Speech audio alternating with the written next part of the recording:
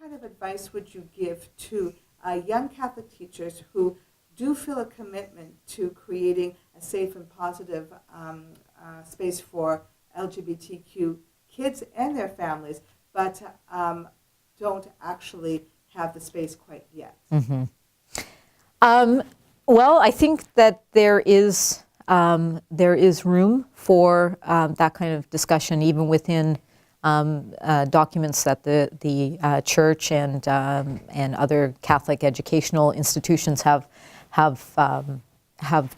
published. One is on there's pastoral guidelines for assisting kids of same-sex orientation, that kind of thing.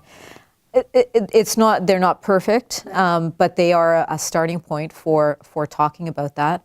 I think the teachers' unions are now starting to be much more aware of the needs of their LGBTQ constituents and members.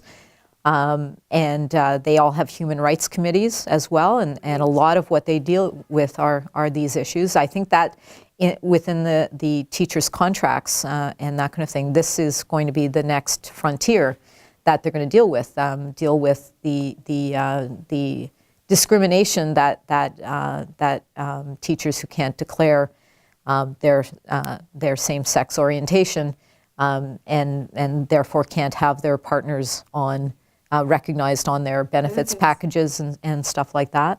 I think seems like the unions, the Catholic unions, I can only speak to that, but they are starting to really recognize those kind of things and taking steps for that. So advice, I think people have to feel comfortable doing what they feel is right. I would never want to push anyone to do something they weren't comfortable with.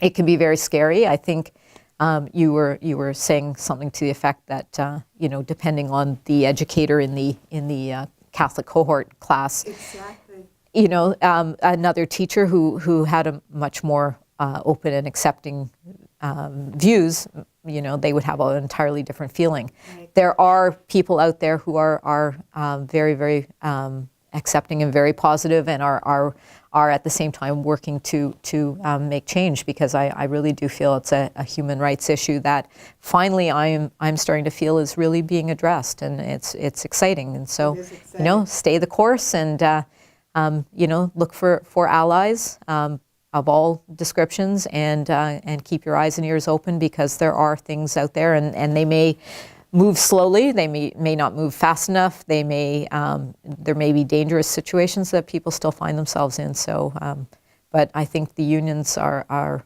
doing OECTA, and our particular Toronto secondary unit are doing some really, really great work towards addressing that. So maybe that's a place to start if people are not feeling secure.